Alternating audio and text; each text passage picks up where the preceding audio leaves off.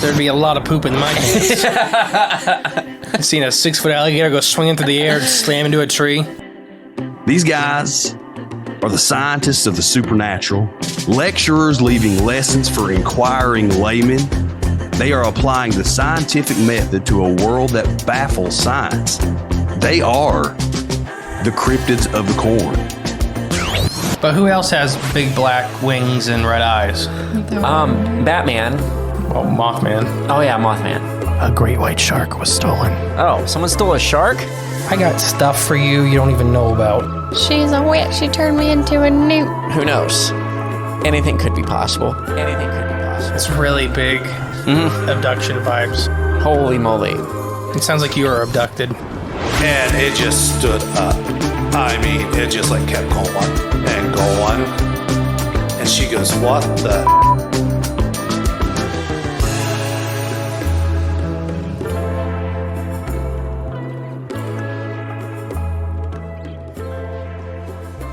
Hello, and welcome back to Cryptids of the Corn podcast. I am the great and powerful Mr. E. And I am Jay. Clone 3. Ooh, early model. Yeah, we rhyme. And it's not just us this episode. We are joined by an absolutely amazing guest. Jay, who's in studio? We are joined today by investigator, author at Paranormality Magazine. I'm glad I said it right on the first try. And consciousness explorer, Chaz of the Dead. Woo! Thank you for being here, Chaz. Yeah. Thanks for having me, guys. Super glad to be here and part of the show. Oh, no, we're happy to have you. I cannot remember. Me and you were talking on the Instagram. On the Instagram. I know, I'm such an old man. I'm not, but I am.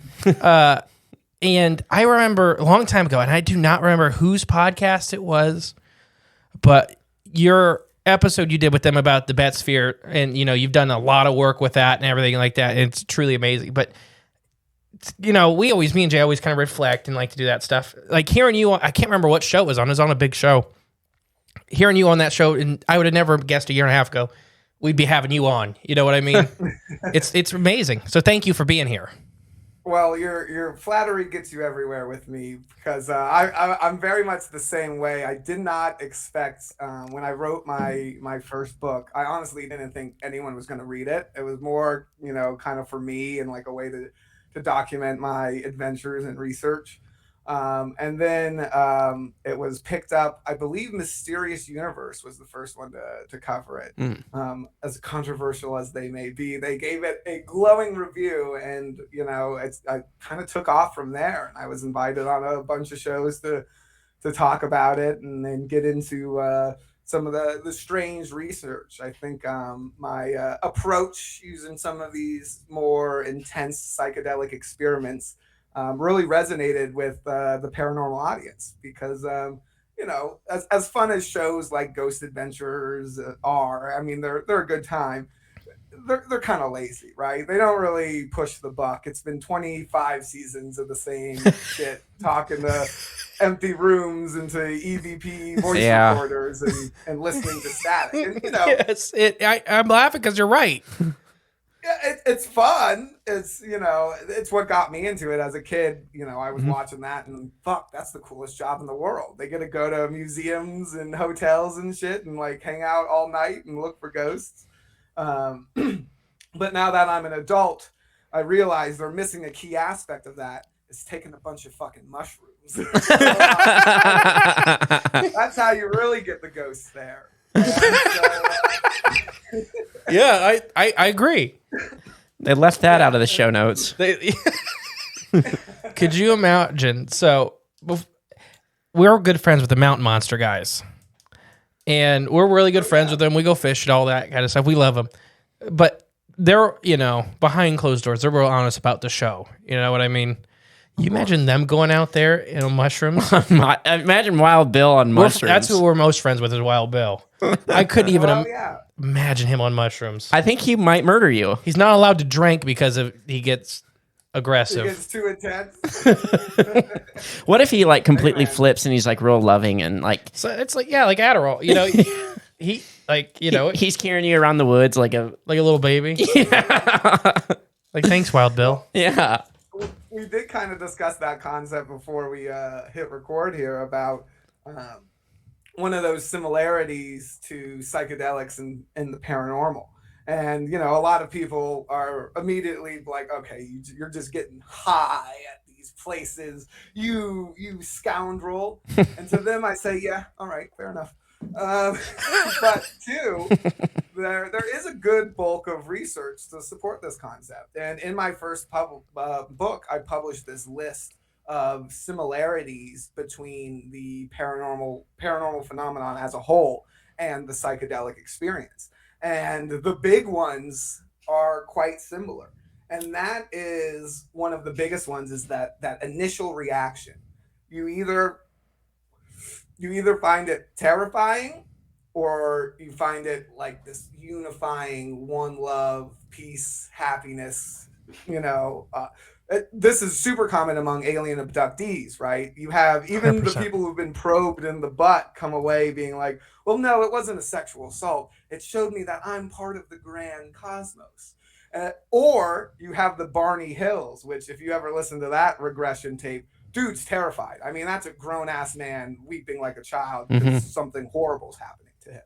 And so, again, those are also the two things you get when someone takes acid, LSD, psychedelics for the first time, even milder ones like edibles.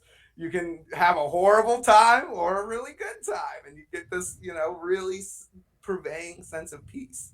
And while it's most prevalent in UFO cases, the very first paranormal experience I had was kind of an example of this. And what kind of started it off for me was, like I think many people in the paranormal, was a childhood experience. Sorry for the audio listeners, I'm hitting a joint between my sentences. That's the gap. So the very first thing I experienced was as a kid, maybe 8 or 9, and my parents had just built these bunk beds. So I was moving into my older brother's room. He's the older brother. He gets the top bunk. You know, I'm shafted to this bottom bunk. And that bottom bunk used to be his bed. They kind of built it on top, this second bed. And one night, I'm sleeping on that bottom bunk, and I fall out of bed and wake up. There's a pair of red eyes staring back at me. And like, kind of like almost a Halloween graphic, flaming at the edges, sort of just beaming back at me. And being a kid, you know, you do what you do. You hop back in bed, put the blanket over your head, and you ride it out. That's your force field. And so, you know, blanket over the head, I'm safe. I make it to morning. And I'm young, but I'm rational. I'm like, okay, maybe there was like a toy with one of those little red power lights, and I just like saw it, you know, through a dreamy haze, and that's why it looked freaky. Anything that could have generated a red light, you know, I was willing to dismiss it as that. So I start doing a thing a kid never does on their own. Start cleaning out underneath my bed. And my older brother, he wakes up not long after I've started this process, and he's coming down the ladder, and he just stops and stares at me. And in this kind of stunned voice, he asks, did you see the eyes too? Because he had the exact same experience when he was sleeping on that bed weeks earlier. And it had that initial reaction for us. He was terrified. He did not want to believe in any kind of spirituality, even the good spirituality. No God, no. He became pretty staunch atheist through his teen years. We've taken some psychedelics, and he's adjusted on that. But it really had this, like, I don't want anything to do with it. Like, science, debunk all this. It has to be fake. It was a dream. Terrible. For me, it had the opposite effect. I was like, holy shit, ghosts are real? Like, I want to know everything. Like, the universe is so much stranger and more complex. And I was really fortunate because I had very supportive parents, and they were like, okay, he likes ghost shows. He's into it. Let's buy him a Ouija board and a camcorder. And that was my Christmas gifts one year. It was with the two of those. And so it kind of set me down this path of, you know, looking into high strangeness. But it wasn't until I hit my late teens where I started experimenting with psychedelics and started noticing the connections between paranormal phenomenon and the psychedelic experience. So you have that initial reaction, but you also have some of the other big hitters. You have missing time. And this is something I've experienced on mushrooms in particular. I remember I was staring at like a pattern in the wall, thought it was 5 minutes. 3 hours had passed. Half my trip was wasted just looking at Looking at this wall. It was so disappointing. Because I'm trying to do experiments and shit. Like it was like the ultimate version of when you scroll on your phone too long and you feel like shit because you were supposed to be doing something else. It was like that, but to the 10th degree because I was literally just staring at the fucking wall. I would have loved to have been in that room as an observer. Like, he hasn't moved in 3 hours. I wouldn't know. I would have interrupted you. I'd have been like, he hasn't moved in 3 hours. I wonder if I blinked the entire time. Eyes beat red, dry. Just. But you have this time dilation reported a lot in the other way, specifically under DMT and salvia. People report that salvia is the creepy one because it's supposed to, both DMT and salvia, the physical trip only lasts 10, 15 minutes at the most. And the issue is, though, that psychedelic experience can feel a lot longer. And salvia is the one that has the weirdest reports where, like, people swap consciousness with inanimate objects. They'll, like, smoke salvia and they'll become the suitcase in the basement. And they'll be like stuck there for what feels like 30 years. They come back reporting this horrible like isolation experience. And usually the first thing they do is run down to the basement and pull the suitcase out and be like, I'm sorry, I haven't used you. This wow. weird kind of, what's that called when everything is sentient? Psychometry? Yeah. I think that might be it. A weird kind of psychometry experience. And again, you have the same thing on DMT where these experiences are only lasting, a few minutes. It's done in laboratories quite often. We know 10 minutes upper barrier, 15 minutes highest. But people report spending hours and days and weeks.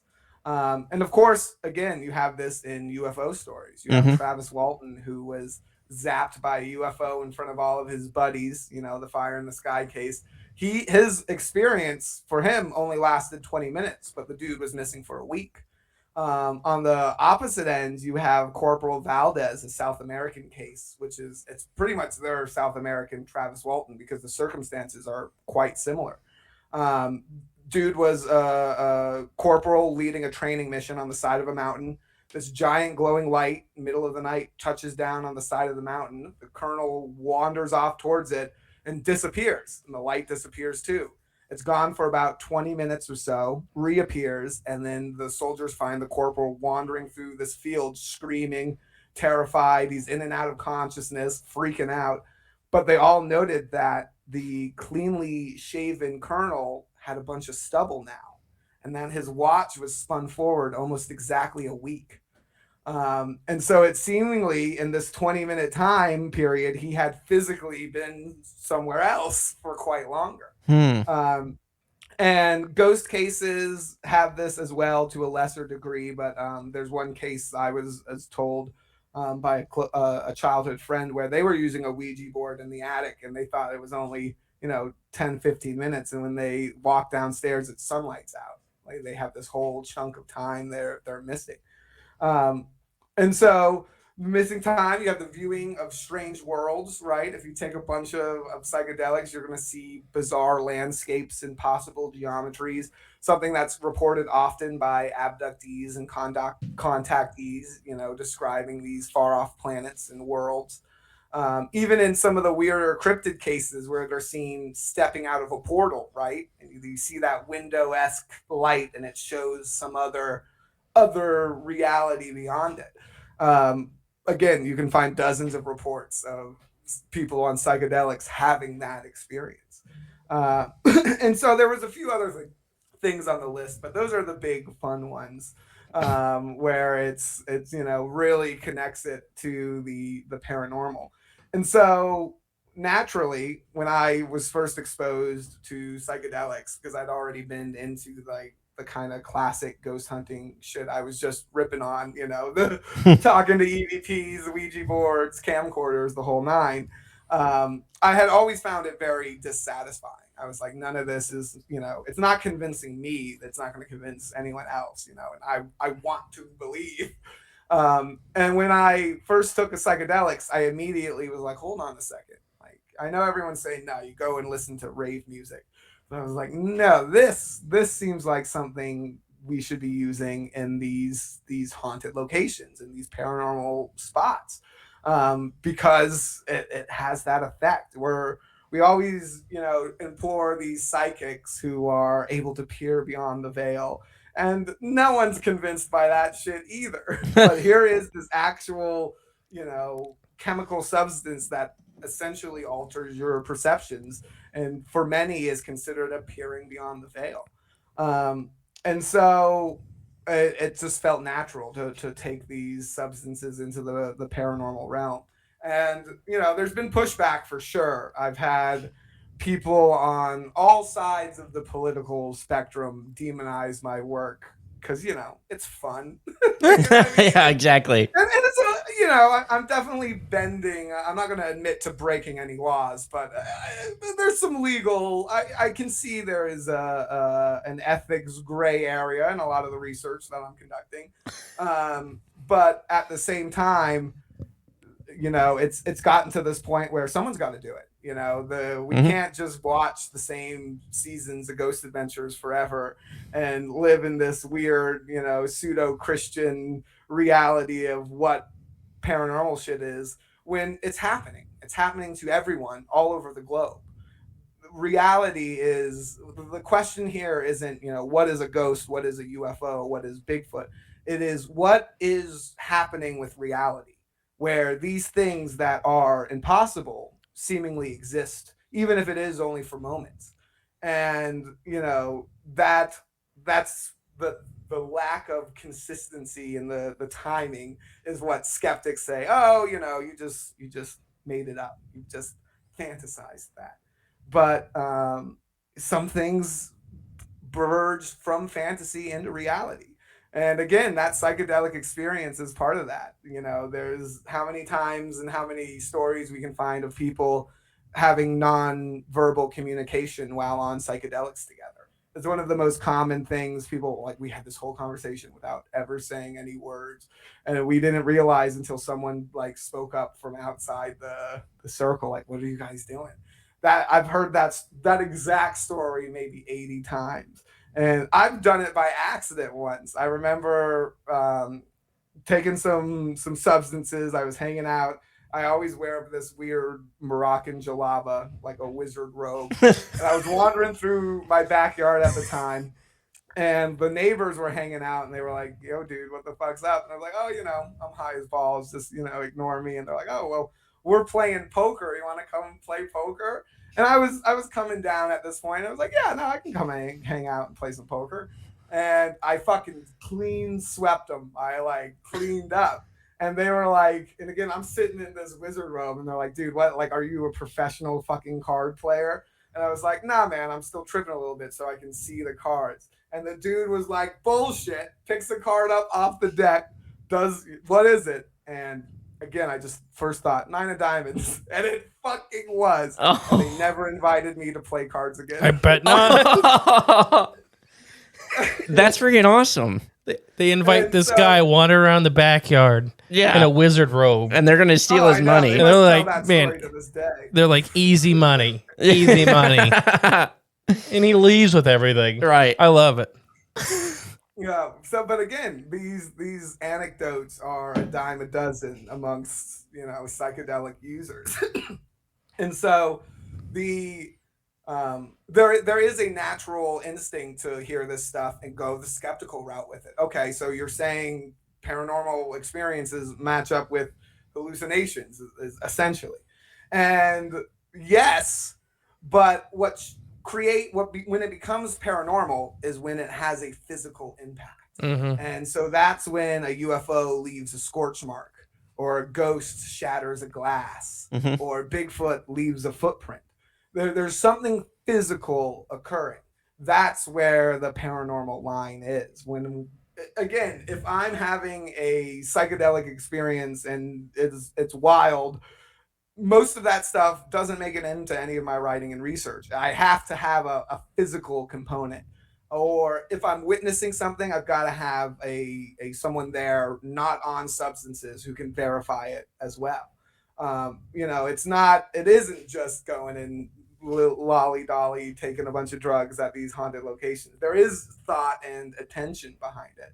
And it works very much the same way as the ghost hunting technology. It's just mine works better. And there's a lot there that we've already covered on this show partially, and we talked about off air and stuff like that. We had a whole episode, and I think it'd be right up your alley. It's called Sentient Mushrooms Are Intelligent Neighbors. Oh yeah. And there's a couple of really cool. A super mushroom in Oregon. Well, yeah, Bob's our buddy. But no, they're talking. So I believe it was Dr. Literally, his last name's Money. Yeah. Here in Ohio. That's the guy. I know what you're talking about. But they are counting their interspecies communication. So we took it a step further, and I think that some of these entities that people experience, and like we talked about over here, I 100% agree that some of the supernatural and some of the trip stuff they're the same thing. You're experiencing whether you're taking a layer off the veil and you get to see behind it or whatever. I don't know past that. I know I know that there's a connection, but some of these entities that people meet are, my favorite one is like they're really excited that you're talking to them. Like they don't really know that they don't know how to contact you really either. But especially on the psychedelic entities. Yeah. They're very excited. And again, there's a variety of ideas of what that is. The common idea is that they are some kind of disincarnate spirit. But I heard a great idea the other day, I don't know, a couple years ago.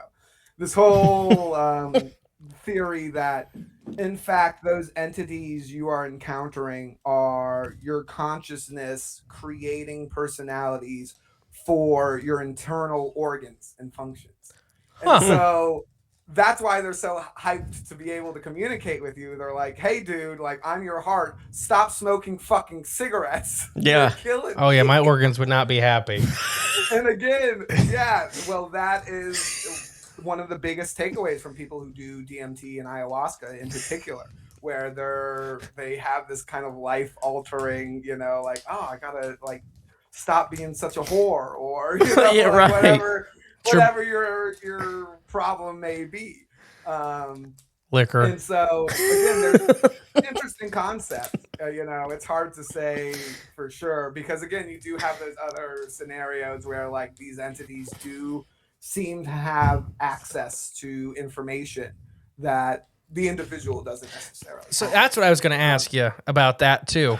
Is it I've said that before that if you want to really test to see if these entities, so personally, I believe that a lot of these entities that people are experiencing are mushrooms themselves. That you're actually tying into their hive mind. The plants. That's another big idea, especially with the ayahuasca. But yeah, all right. So fungus are a really cool group of creatures that they're not plants and they're not animals. They're actually older than both, and they're the branch offs of both.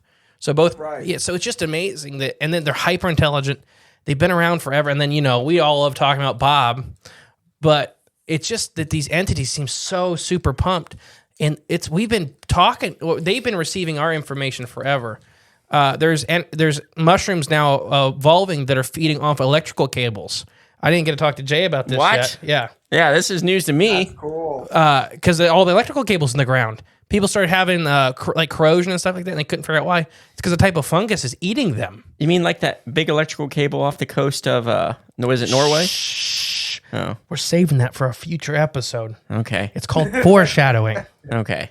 Spoilers. I bring them out. But no, so I kind of believe personally that at least the happy entities, the entities that do not want to affect your life at any great means, they're just kind of there to talk to you. I think a lot of those are fungus. So I do think there are other things in that realm. I'm really bad with the words and that type of stuff. But when you're in that mind state, I do think I'm Christian. I do think demons are using that realm, but I think there's other entities and stuff like that where it can be all, it's all this stuff, but I think it's amazing. Well, I also am a fan of the concept that the mushrooms, because like where do especially psychedelic mushrooms grow? They grow here in the U.S. cow shit. That's our main source of naturally growing mushroom. But they also grow in any area that's been deforested, anywhere there's down trees and that kind of wake of destruction. And so there's this concept that the psychedelic mushroom is kind of Mother Nature's way of trying to tell humans to, hey, stop doing that. And that's why you have that universal oneness and peace is such a common experience under psychedelics. Now, again, counterpoint, not always. Right. Some people have a horrible fucking time. And so maybe Mother Nature has more beef with those people, but... Well, again, I'm not sure there's necessarily, everyone's different. I think that is, again, something we don't consider enough, especially when we think of the paranormal and how people experience things. And it's down to a not atomic, but a particle, particular level. And everyone knows the boring ass quantum particles exist as lines and waves and blah, blah, blah. I'm going to skip all that because I'm no scientist. I'm here to tell spooky stories. So I got a really good spooky story that lines up with that shit. So there's this, it's one I'm working on currently, and I'm hoping to get out there in the next year or two. But in Namibia, in southern Africa, they have a light sphere phenomenon in the Kalahari Desert, very similar to most deserts. Marfa, Texas, we got the lights out there, which you can go see pretty regularly. They're pretty consistent. There's ghost lights in the Gobi Desert and that. It's a common phenomenon in these, and you have your sky of ball lighting. And 1 second, we're losing you again. Oh no! Am I coming back? There, you're back. Am I gone? You're back. All right. Sorry. You said Gobi Desert was the last. Gobi Desert. Yeah. So yeah, these light spheres appear in desert regions all over the world. And the Kalahari there in southern Africa is no exception. So there's an interesting history, though, of these ghost lights. In the early colonial periods, when the Dutch and others were settling in, they would, see these ghostly orbs of light, and then they would report that it was a ghost woman wearing a white dress. That was the archetype. And then, of course, nowadays, ghost light hovering in the desert, they do follow cars and things like that. It's a UFO. But in this specific region close to the South African border, they have the same light experienced, but they refer to the light, as the flying snake. And that's because it appears as this large flying snake. It's got these flaps, almost like a king cobra, but larger, and it uses for wings. But there's some more interesting details about this snake. First of all, it has a giant glowing light on its head. That's why it looks like a light sphere far away. But it also has usually smoke coming out of its nostrils. It has this heat associated with it. It leaves these burn marks. But its most noted quality in the region is that it loves to kill sheep, specifically by leaving these giant holes from its fangs, and it sucks the blood completely dry, leaving these burned, cauterized wounds. And so, again, the snake behaves essentially like a UFO. It does cattle mutilations, it leaves burns. And it's interesting to note that this region, because of its aridness, not a lot of colonialism. Obviously, it was colonized, but for the most part, the ethnic population still is the majority, especially during the time period of the bulk of these flying snakes. That being said, white people also saw the flying snake. There was one of the best witnesses was a colonist dude who moved down there, and they didn't have much resources, but they're still farming sheep, so white dudes were planning to take that over. And he said it flew right past him. It was like he could have reached out and touched it. It was clearly a flying snake. It had this intense heat about it, and he watched it kill 2 of his sheep before he was able to chase it off. And again, I think that all of those are true. I think that it is something about our individual consciousness, but also our collective unconscious decides what your paranormal thing's going to look like. And there's a really interesting anthropological study from the exact same region that kind of supports this in a weird way. And this study was done by some anthropologists. They went out to the deep, deep Kalahari. This is in Botswana, towards more of the central part. And they, near the Botswanan border, still in Namibia. But this nomadic tribe, they've lived in the desert for thousands of years, very unique culture. They're, protected because they're weird, it's one of those bizarre, unique African groups. And this anthropological study, super simple, two sheets, 9 circles of green on each of them. On this one of the 8 are green, one of them's turquoise. On the other one, all 9 are green except one of them is one shade different. Like if you were on Photoshop and you hit the up arrow, like that slight change of green. To you and I, completely negligible. We can't tell at all. These Kalahari bush people could pick that circle out 100% of the time. They're like, that one. That's the different one. Obviously, that's the different one. But when they were shown the page with the turquoise circle, 60% of them got it wrong, where they were like, I don't know, maybe it's that one or that one. Maybe that one, maybe it's that one. And again, the weird note of the anthropologist was that they don't have a word for blue in their language. And so it begs the question once again, how much of this is cultural? How much of it is biological? Because some people are born colorblind. Other people are born with an extra cone in their eye. And so theoretically, there's a portion of the population already walking around able to see, thousands more colors than we can. And simply because we don't have the words, they're just like unable to describe it. You can look up stigmatism. I'm not saying that right. There's a weird word for it, but the people with this 4th eye cone, they make paintings of what it looks like to them. And the paintings look like psychedelic trips. Everything's kind of got that rainbowy edge and all that shit. And theoretically, what they're saying is within that rainbow, they are seeing an entirely new color that we are just unable to describe. And so a portion of it's biological. Oh, weird note on that 4th eye cone thing. So normal people have 3 eye cones. Colorblind people, I think, have 2. I might be off a number, whatever. The colorblind people are missing the red one, right? And that's why they can't see. That's why that colorblind test works on them. They can't see it.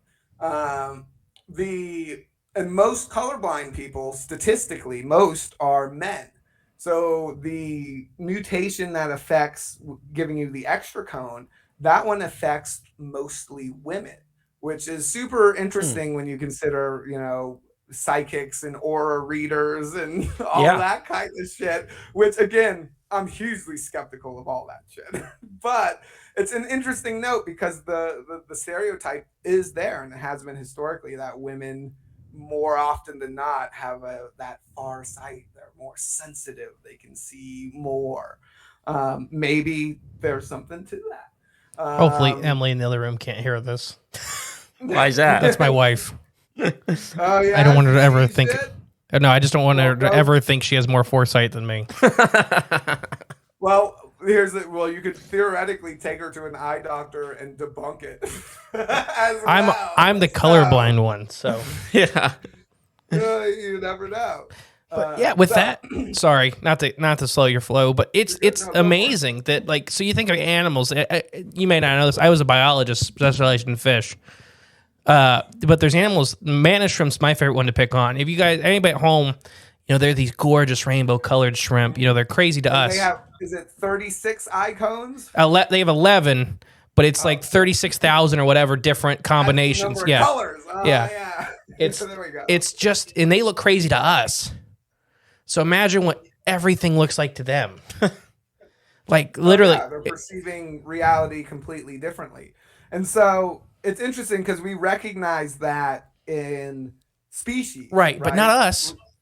Yeah, but it's just too complicated to recognize in individuals. It's just everything just gets too complex because, again, when we talk about this, we immediately enter some uncomfortable conversations about mental health and schizophrenia and things I'm not going to go any further in than mentioning them right here because I've already been canceled like 900 times. All right, I can't do it anymore. Leave me alone, you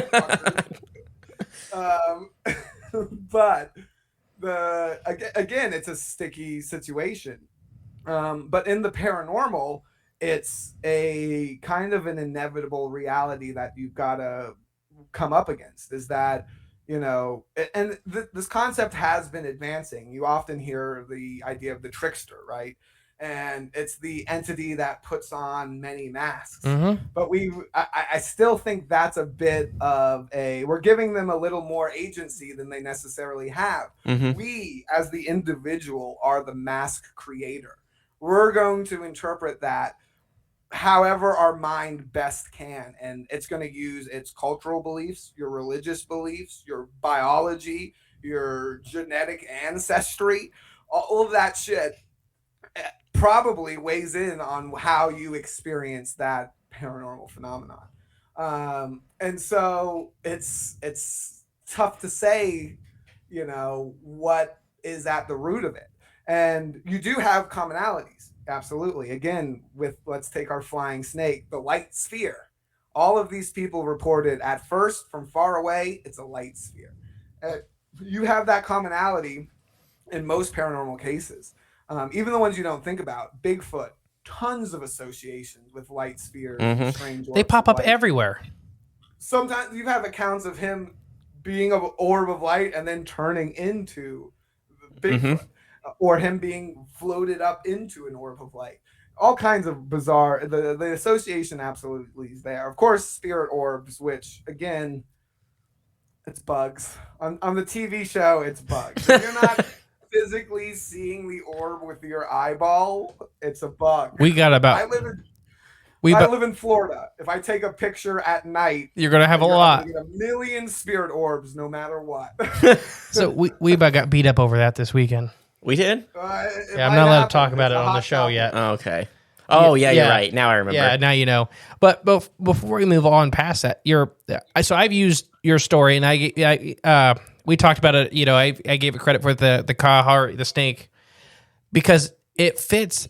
You ever heard of the Crawfordsville monster in Indiana? I'm not sure I'm familiar with that one, no. Okay, this is like 1800s, Indiana. This giant snake.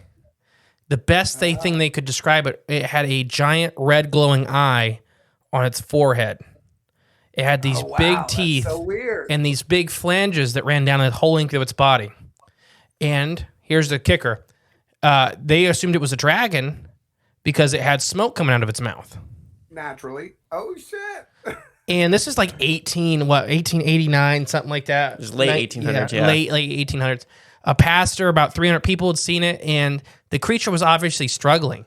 Because it could never get higher than 300 feet, and it would keep like kind of falling back down and trying to get back up. Eventually, they assumed it died. They were like, there was newspaper articles saying that it just sounded horrible.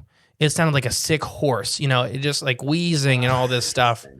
But we talk about the sky creatures a lot. That's kind of what me and Jay got known for, is that kind of stuff. And it's one of those that kind of just, it's always, they look so similar over decades or centuries different continents, different places. Oh yeah, and we have that same description. And again, the dragon motif is universal. So there's a good chance that dragon was the ancient history's UFO, that they were seeing these flying objects, and that's just how their brain physically viewed it. And again, physically, I think it honestly does take on those attributes in as much as a physical sense as you can be. It's the same process that occurs when you're under psychedelics. Your mind is doing the best it can to interpret an overload of information. You have too much shit going on, and it's doing the best it can. And that's why you get familiar motifs and things popping up. Your mind, when it sees something truly paranormal, it's unable to comprehend it, so it just does the best it can. And 100%. Perhaps if it totally bonks out, it leans back on that ancestral shit, and they're like, all right, it's a dragon. Have you ever heard of the duck test? I don't think so. Sorry, I didn't mean to bring you on here to quiz you. No, you're good. Because it's like the third or fourth one I've done for you. Our listeners know the duck test. So like you're saying with the brain, we'll automatically kind of... I agree with you that we're putting on the mask most of the time, that rather than the creature or the entity or whatever is putting on the mask. But for all of our listeners, they know it. But basically when you're driving down the highway, so we're in Ohio. We have a lot of flat land and all of these little ponds right next to the highway. When you look at the ducks and the geese, they're all Canadian geese, and they're all mallard ducks. But if you look a second time, all kinds of different species of ducks. There's red-headed teals. Like, there's all these crazy colors, purple, blue, green. But what happened is your brain automatically seen that, painted every duck and every goose the same color. And when you look again, you look harder, you realize half the time there's no mallards in there. All those green-headed ducks you've seen, they weren't real. They're not there. Your brain wanted the simplest, fastest answer to the simplest, fastest problem. Looked over, painted them all the same. That's like all the information you need. That's all we need to, to process. Absolutely. But I think that carries into like what you're saying with the paranormal. That we're creating this kind of this facade for them. People talk about. Oh yeah, and it's been well known in occultism. The mind over matter motif. Mm-hmm.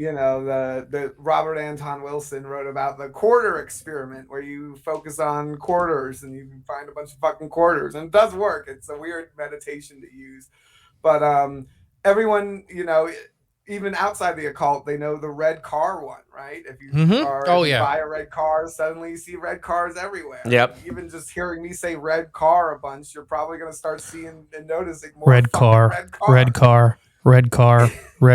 So, really mess with the listeners. Again, Yeah, especially when it's driving. Yeah.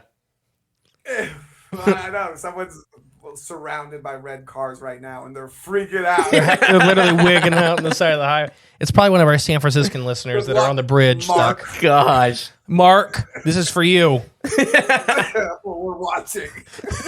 We just really freaked somebody out. Yeah, Mark. Yeah, Mark. Well, we create a gang stalking victim right there.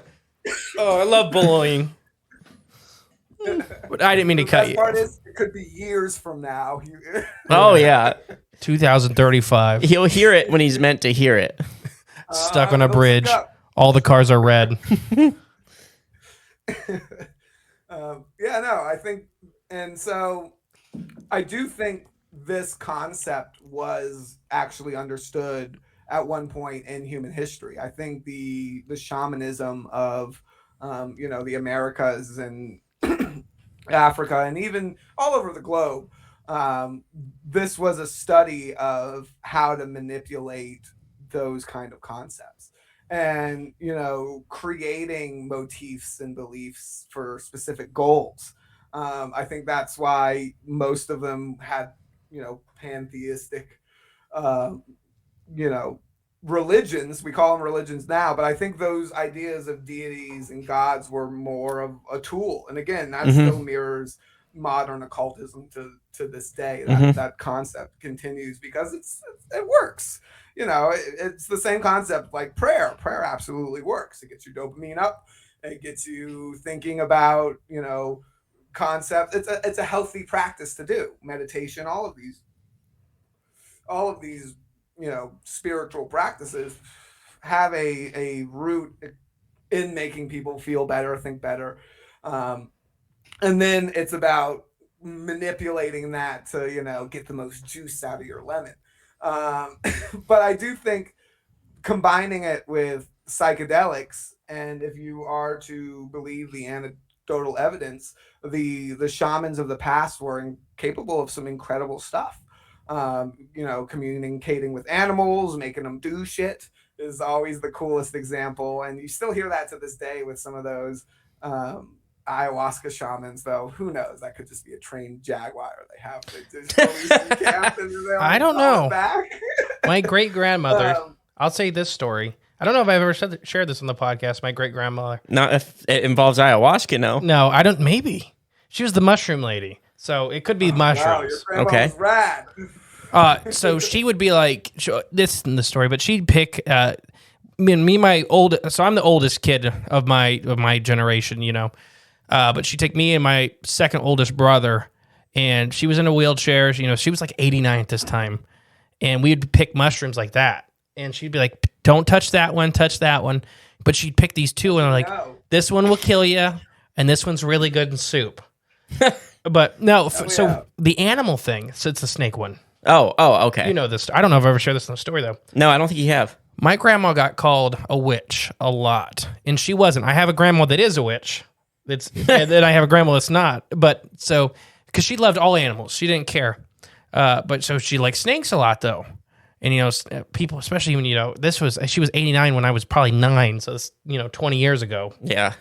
So, when you're an old lady carrying snakes around, you're probably not the most liked person. But she would pick up these snakes and then she would hold them with their head, loose. And whether it was a big black rat snake, you guys have those in Florida. You have, the black racers and all that stuff, or the little gardeners. And she would sit there and stare them in the eye, and she'd pet their head a couple times. And then she'd either put them in her hair or put them in her pocket, and she'd take them home with us. And she had a barn full of snakes. So cool. But these snakes, would never once, after she snatched them, and she did this little thing, and they were just I don't know if they just knew, okay, she's not going to hurt me. This is fine. This is whatever. All that stuff. But yeah, it's just, there's all this stuff with these people with animals. Sorry, I didn't mean to slow your flow, but you just made me think of it. It's actually completely to the point, because I think that is where you find traces of this within folk magic and weird practices and things like that, where you have, the manipulation of animals and these things. Those are carried over because those were communities, agricultural communities had in this country. They were run by slaves for the first few hundred years. And so they brought over African practices. And we also forced Native Americans as slaves as well. So there was an intermingling of beliefs. And I think, absolutely. To this day, there is truth in a lot of that folk magic practice. It is the remnants of what was, I truly believe, a science. The shamanism we equate with religion, but we also acknowledge that they served as the doctors in their community. And to this day, we use a bunch of their fucking techniques and plants and shit to derive the chemicals that we use as medicine and pills. Yeah. And so we acknowledge in this one specific thing, they were right. But all the spirit mumbo jumbo and psychedelic drugs, that's just craziness. Right. And it's a weird place to cut it off, even though for them, they are saying, no, it's the same shit. It's plant medicine. We're using these plants for their intended purposes, and they're communicating with us, and that's where we're getting the knowledge from. It's a dialogue. And we were like, that's confusing. Blam. Have a blanket. Yeah. Sure, whatever. We say in this podcast a lot, never take a free blanket. There's no such thing as a free blanket. And trust dogs. Trust dogs. But to the Native American and all these cultures, medicines. So funny enough, my neighbors are both biologists. So he's an entomologist. He's a bug guy. But she's a plant guy, and she specializes in plant medicines. So she's done this with the Native Americans, for example, here in Ohio. They'd harvest these certain plants at midnight, and they'd harvest these other plants, during the morning and whatever. They had certain times to harvest these plants for medical properties. And she did a whole 4 or 5 year study to see how accurate they were. And she found that it was mostly right. It's most of the stuff when they would harvest these plants at midnight, it's because they were respirating like us, which created the stuff to be much more potent. So if you harvest it during the day when they're, taking in CO2, they're not as potent. So it's to think that those people didn't know what they were doing is just, It's foolish. Well, Yeah. you did say one of my trigger words. Oh, what'd I say? I got a diatribe here. It was entomology. Because I'm gonna as a Discordian, I'm going to contradict myself as I am wont to do. With everything I just said, because we've been talking about the psychedelic nature of UFOs and how they're there's a relationship to our consciousness there. And again, I still believe all of that. That's my number. That's my A theory. I think that's most likely what's going on. But through a strange saga of high strangeness, I've become attached to what I passionately call B theory, because it's a bit of a pun, because it is my secondary theory, but it also centers around bees. We should go get Kurt for this. Yeah. So everyone take a swig, because we're going to go on a little bit of a journey. Cheers. So this started 7 years ago in Morocco. I was backpacking through the country, and at the time I hadn't written any books or anything. I did like a little WordPress blog. And that's, I kind of just wrote about paranormal shit I was seeing on my travels.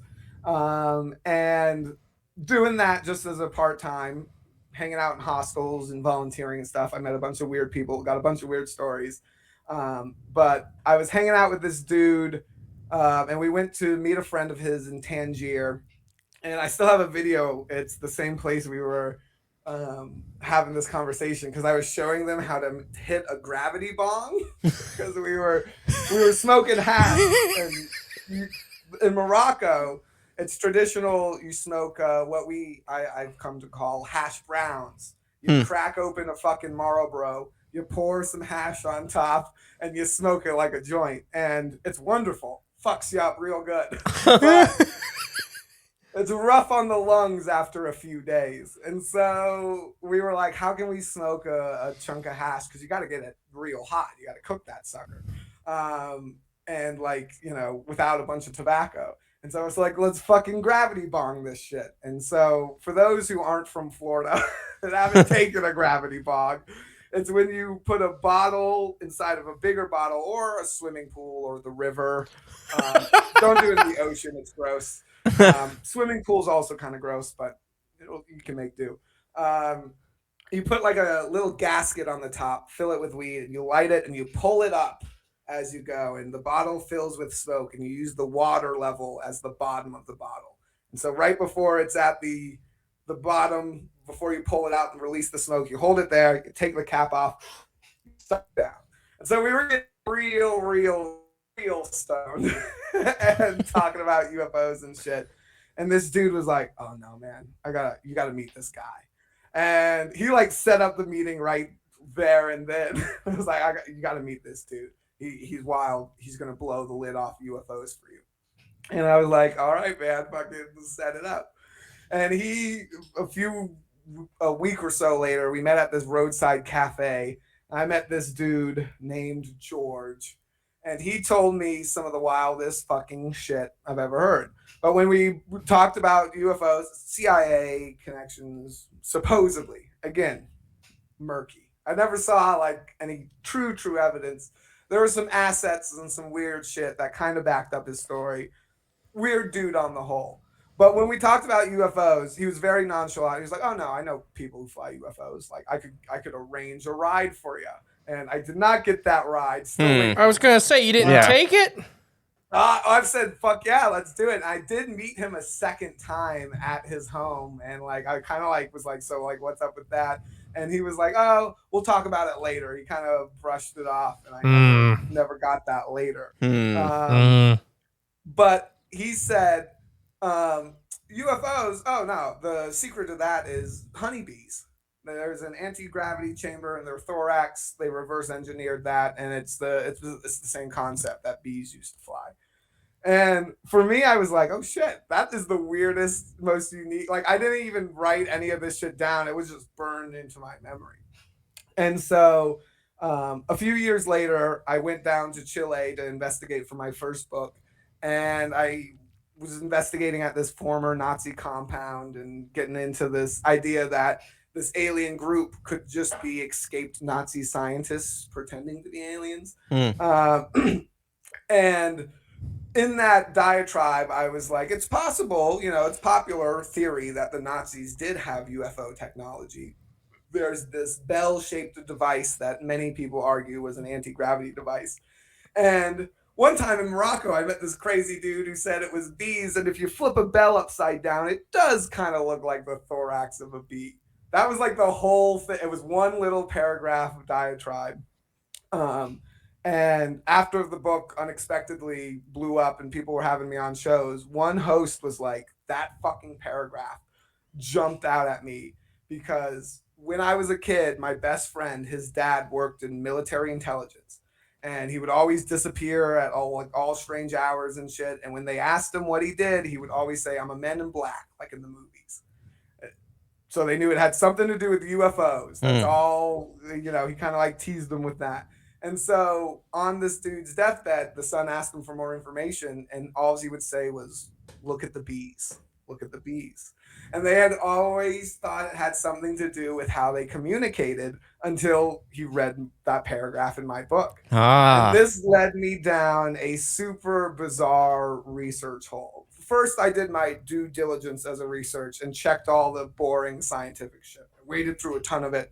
And there are some weird things about bees. There was this legend for a time that bees are too heavy to fly, but they do so anyways. I think that's even the quote at the start of Jerry Seinfeld's Bee. The boot. Yes, it is. Yes, it is. Yeah, because they don't give a fuck what people think is like what the punchline is or something. Because it's like in human science, bees are too heavy to fly. In bee science, it works out just fine. Soft disclosure? I think. Possibly.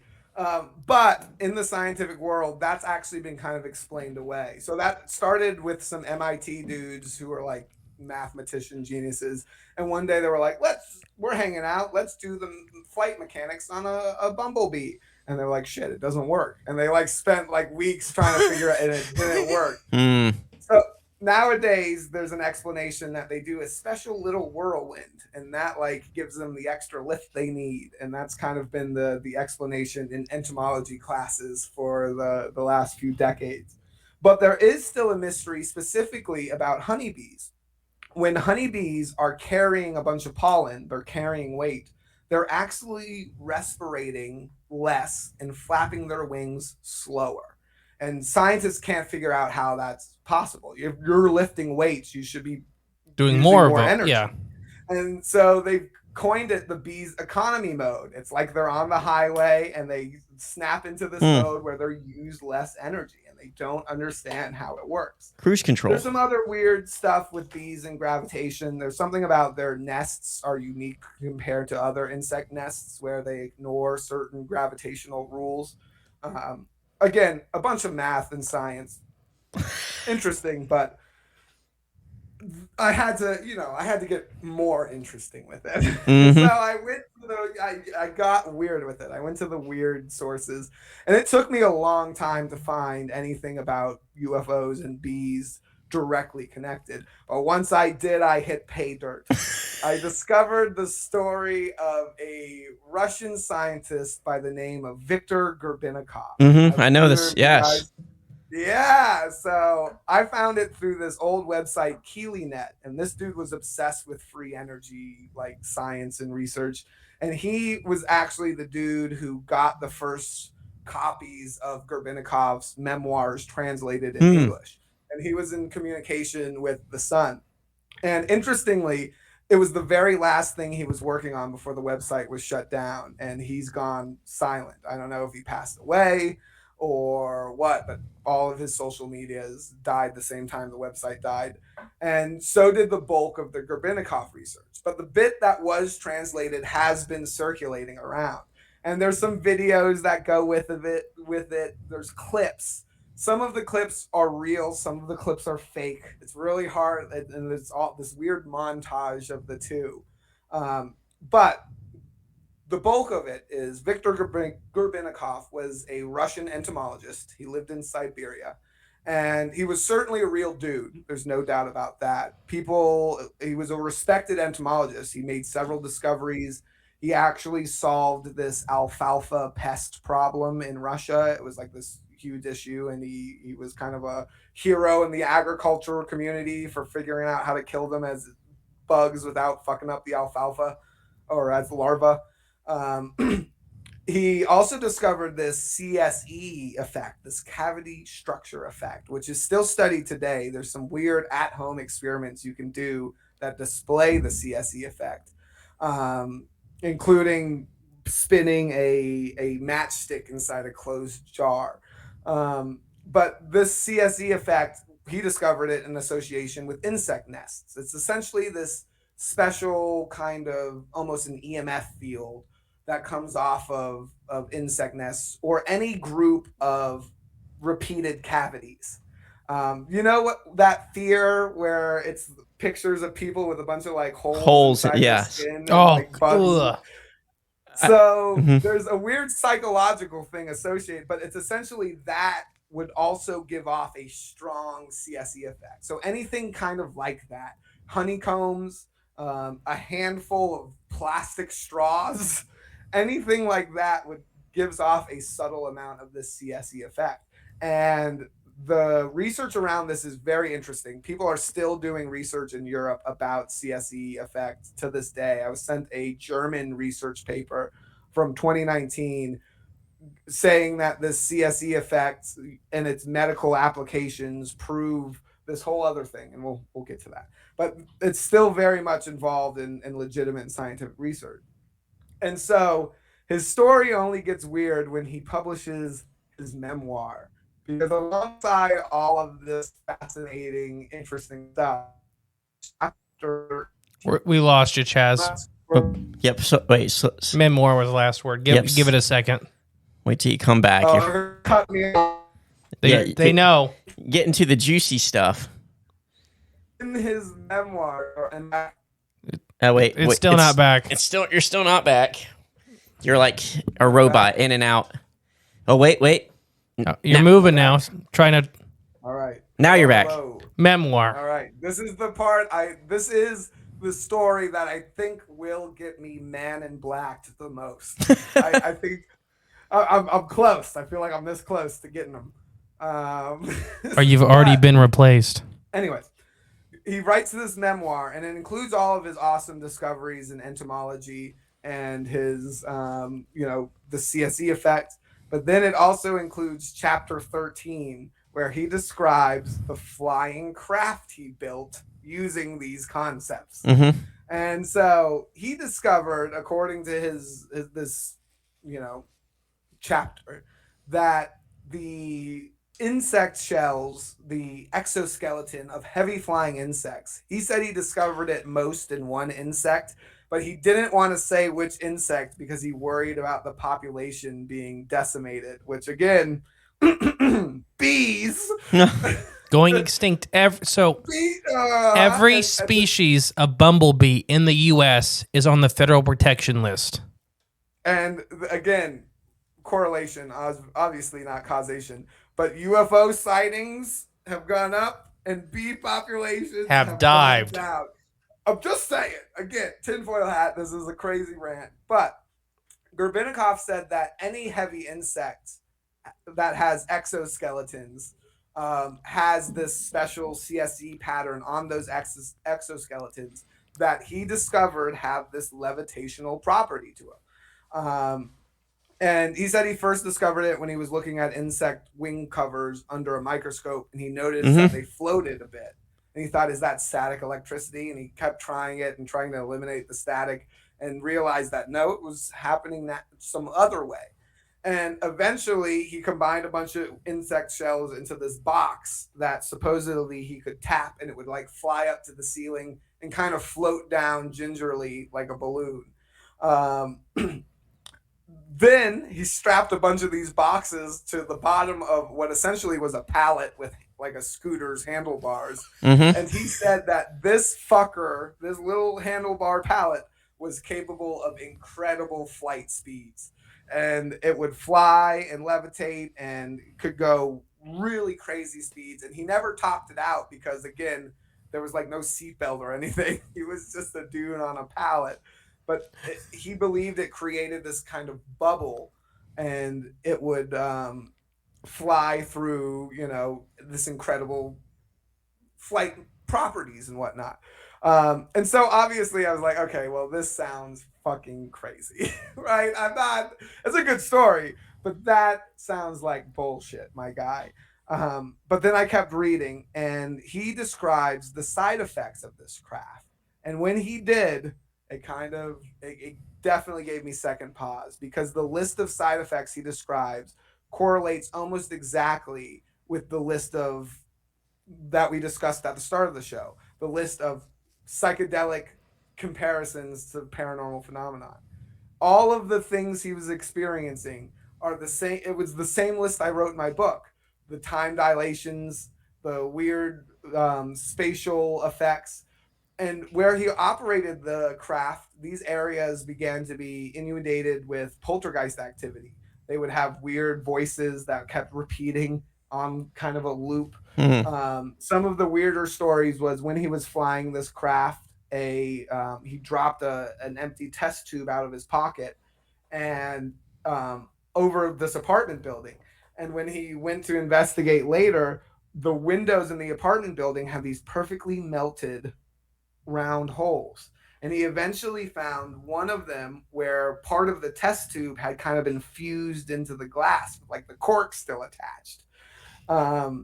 And this is interesting because John Keel wrote about that in the Mothman Prophecies, with these little perfect glass holes, almost like they were melted, being in windows of homes where the Mothman was sighted above and around.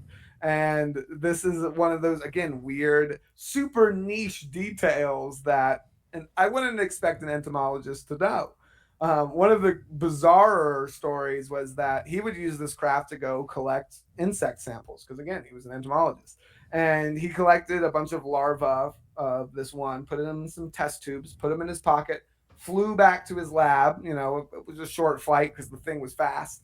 But when he got back, pulled the test tube out, the larva was fully grown. Something that would normally take months.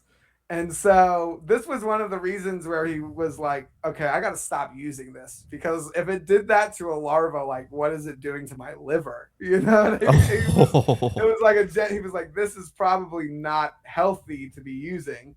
And the second reason he gave of putting it away and not telling anyone until this memoir was that people were seeing UFOs all over the globe. And it's important to note at this time, the first thing he noted when he first flew this craft is that the next day people reported seeing UFOs, but no one reported seeing a little man on a flying pallet.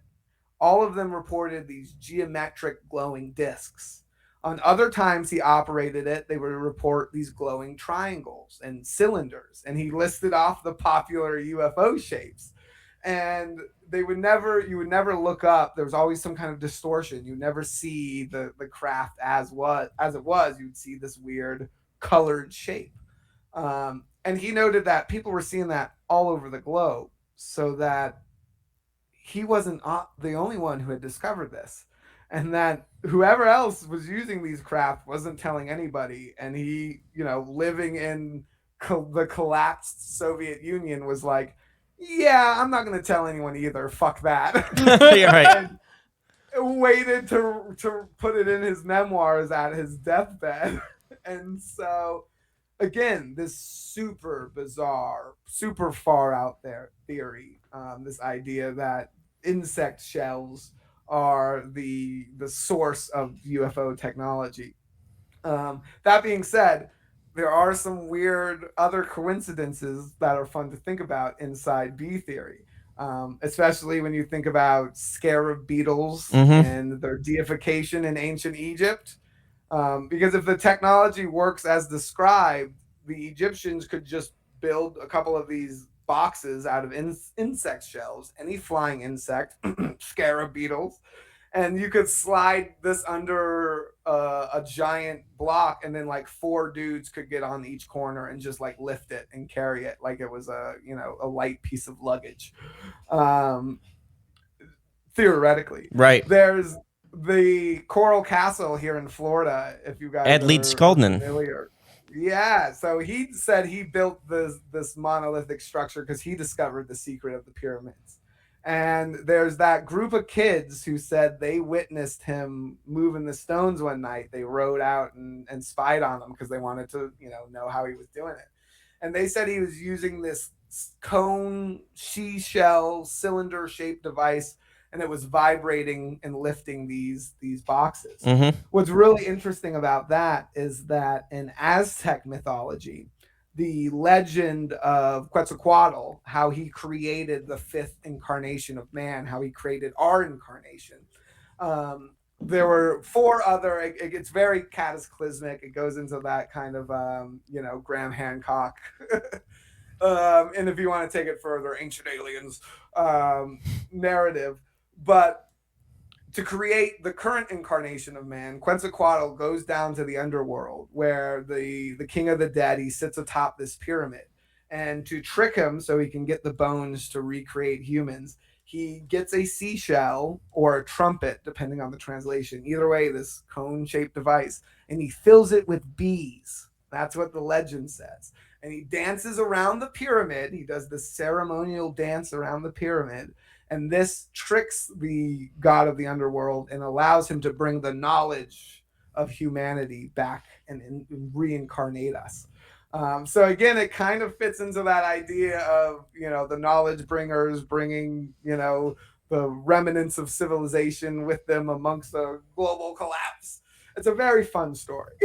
Yeah. if you really dig into this idea. And again, if it is that simple, if it is something that is a product of nature, it's this side effect of this unknown system of flight, then it does kind of lead credence to the idea that all of these civilizations could have discovered it, right? There's no civilization that didn't have entomologists at some point. Even the most ancient tribal societies, they had a bug, dude.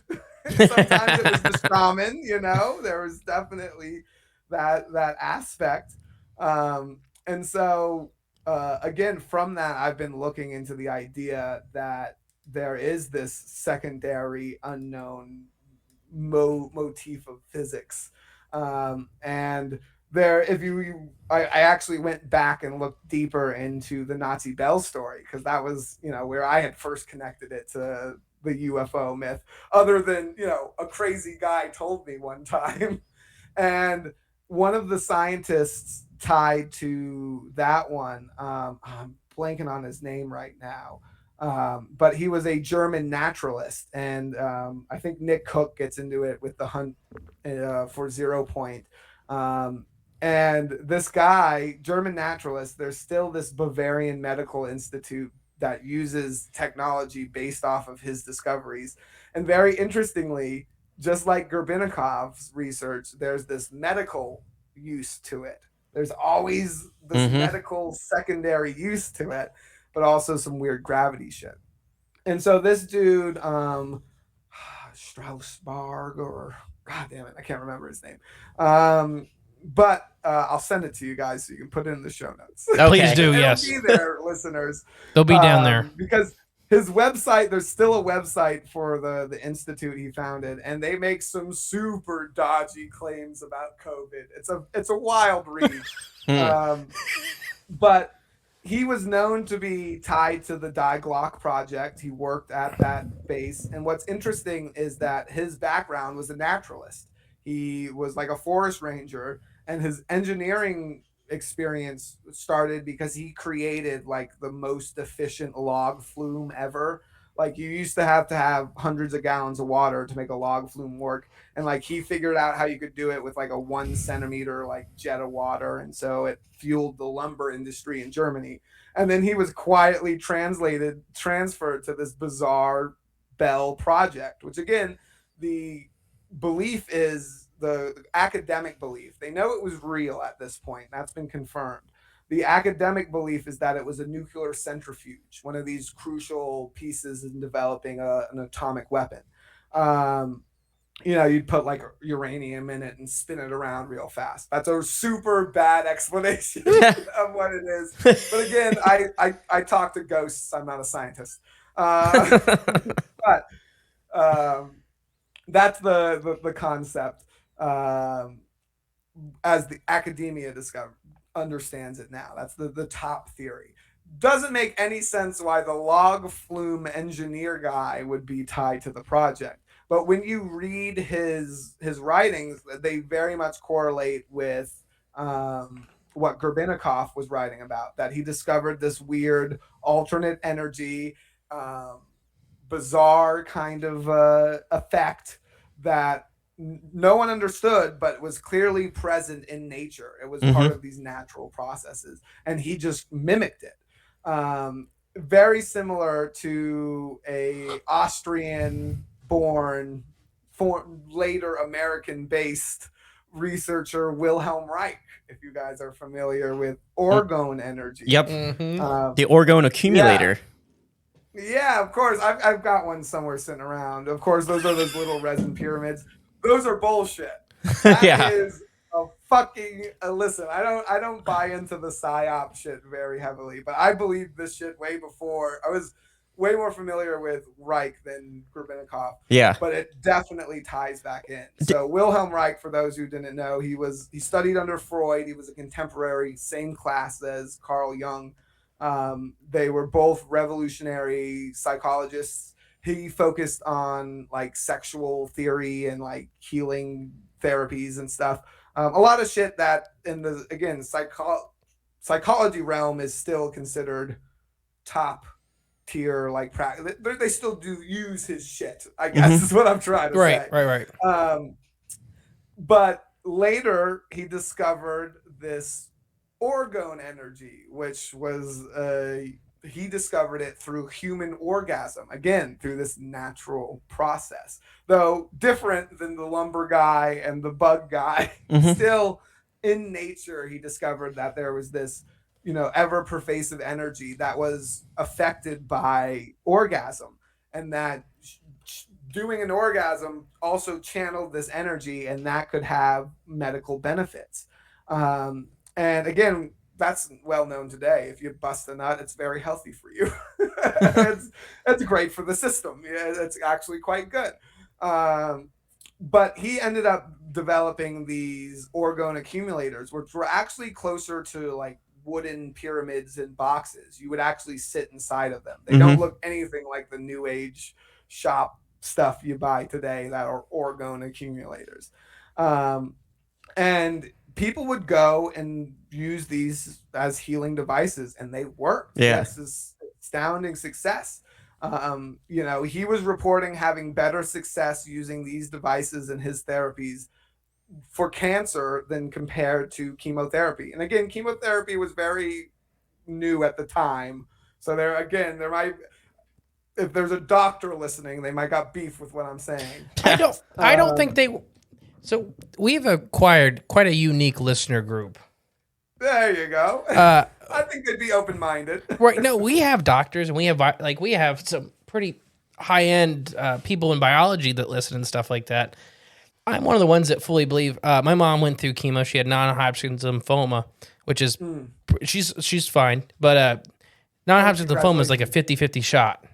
Yeah. They tell you right out first meeting it's not one that's easily beat.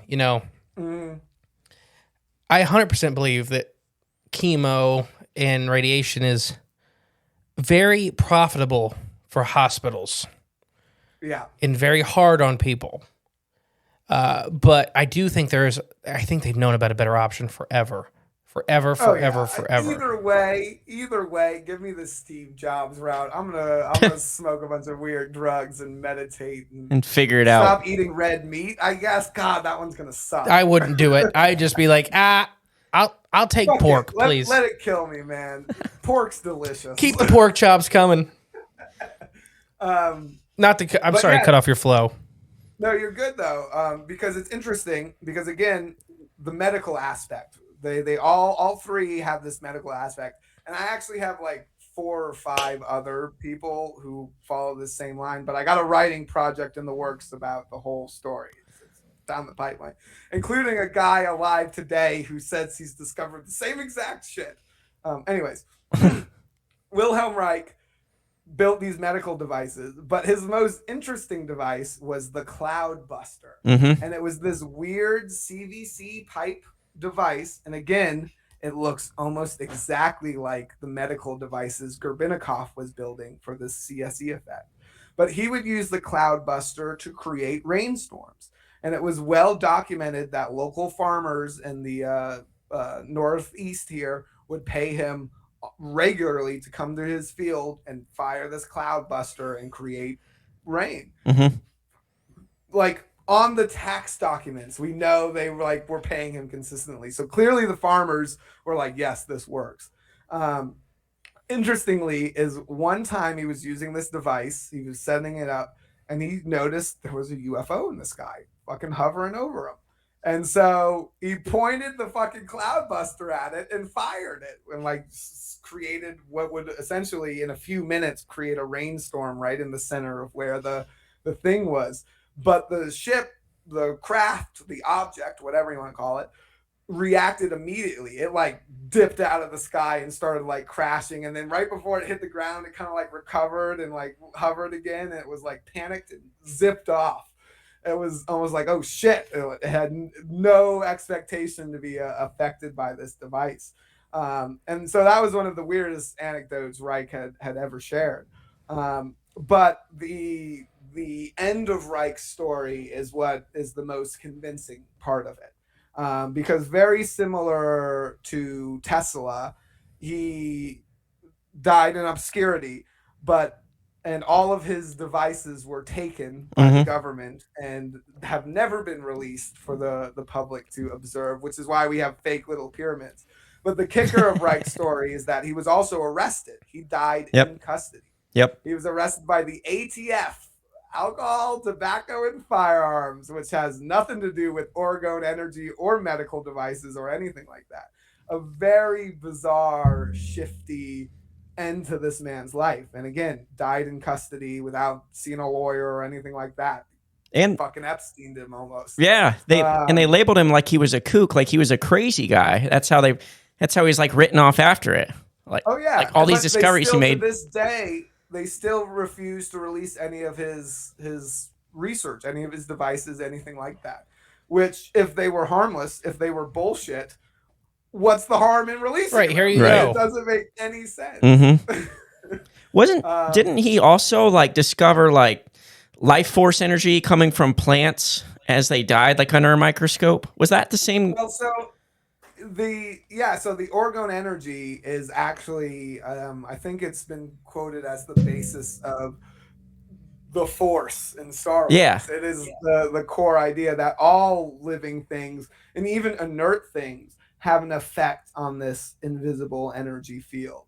And orgone energy, I do think, is closer to the, midichlorians in Star Wars? Or metachlorians. Metachlorians. Little space bacteria. I was close, man. Yeah, you're very close. Give me points, nerds. Yeah, you get it.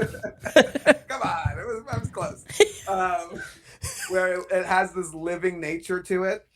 But in our reality, this all sounds like sci-fi weeble wobble, but there is scientists currently studying this reality, and this ties back to that German study from 2019. That German study, its thesis was that CSE and these other bizarre effects prove the existence of a universal superfluid, and that's the language. And so this is where, again, I'm sorry, it's going to get a little sciencey, but a superfluid is a super interesting thing. We know they're real because we can create one of them. And I believe it's with helium-3. And so something weird happens to helium-3 when you get it, it's 2.176 degrees above Celsius. It has to be, or above absolute zero, excuse me. It has to be this exact degree. But it hits this state where the molecules in the liquid helium are vibrating at this perfect frequency where it phases, it just falls through the bottom of containers, it phases through the sides of the containers, and it even rises upright and like phases out of the tip of the glass. So it would be like the beer shooting out the tip of my beer glass here. Perfect vibration. And again, there's videos of this. The first video was filmed in the 40s. It's this understood process. And so it's something occurring at the quantum level where the molecules are hitting the same vibration. So now the superfluid hypothesis is that, okay, well, we know helium-3 can be turned into one of these. But if there was an element that was already naturally in superfluid state, there would be zero way of us to know it exists, because it would be inside of us. It'd be inside of every one of our cells. It'd be inside our brain. It'd be inside everything. And the superfluid hypothesis says that there is one of those, and that these weird effects like CSE and some of these other bizarre, there's the Hutchinson effect, which has to do with acoustics and levitation. There's a bunch of these weird anomalies in science and physics that can't be explained, that researchers are saying, okay, well, they don't work on gravity or electricity or magnetism, the known invisible forces. So there must be this other invisible force. And superfluid research is actually pretty highly advanced. There's been 3 Pulitzer Prizes awarded to scientists researching specifically superfluids. It's not weeble wobble. It's not goof science. And I truly believe the reason we don't talk about it, we talk about the Hadron Collider focusing on the individual particles. That's, the popular science. That's what's going to tear the hole into reality. I think the superfluid shit has gone dark. I think because the last Pulitzer Prize, I believe, was in the 80s, awarded to it. I think the research into this has kind of gone silent. It's gone underground. Not entirely, because obviously there's weird German dudes still looking into it. But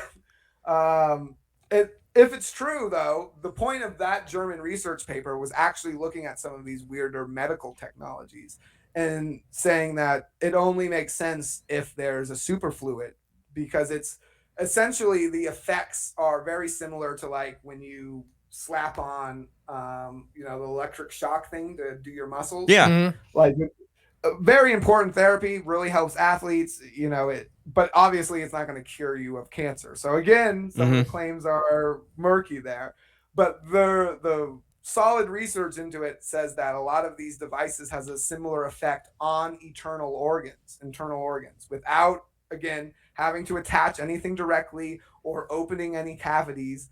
And the researchers are saying this lines up with the flow of a superfluid. And again, it lines up with what Grabinnikov ended up drawing. He drew that this craft worked in this weird bubble, and that there were these up and down flowing currents, and that it kind of like weaved in between these currents when it vibrated and moved forward. And that it had this independent, essentially, bubble inside the superfluid. And so the concept, again, no scientists are making the connection to UFOs. I'm doing that. This is all Chaz now. We're leaving science behind and we're blasting off. But the idea here is phenomenal when you think about it, because it explains so many mysteries of UFOs. It explains the transmedium travel, because they're not traveling through water or air. They're traveling through a superfluid that is pervasive through both of those things. So those wouldn't even affect it. And again, it explains the stopping on the dime and all those things, because the craft are operating much more akin to a submarine than to an airplane. And they're not traveling at Mach speeds through the air, through our atmosphere. They're traveling through this superfluid, which has a whole different set of, friction and dynamics and everything in between. And so, yeah, I think it also has that space to explain the psychedelic aspects of it, where if these craft are traveling through the superfluid, well, they probably leave some kind of wake, some kind of wave of the superfluid comes off of it, and it's superfluid, so it goes right through your skin and bones as if it were not even a barrier. It just flows right through you. And again, that's happening on a particle level. And so that's light, that's consciousness as far as we understand it. That's all of that. So that might just be enough, being in the wake of one of these craft, to create a psychedelic experience, which ties back into the conversation we had earlier, where this experience is psychedelic in a certain nature.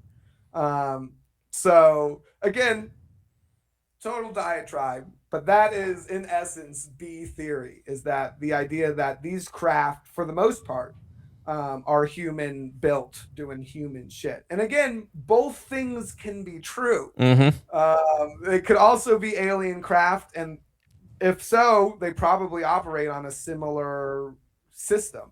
You know, there's that idea that UFOs started showing up more because of nuclear weapons, but maybe it's because we discovered superfluid travel, and so we started pulling the bees apart.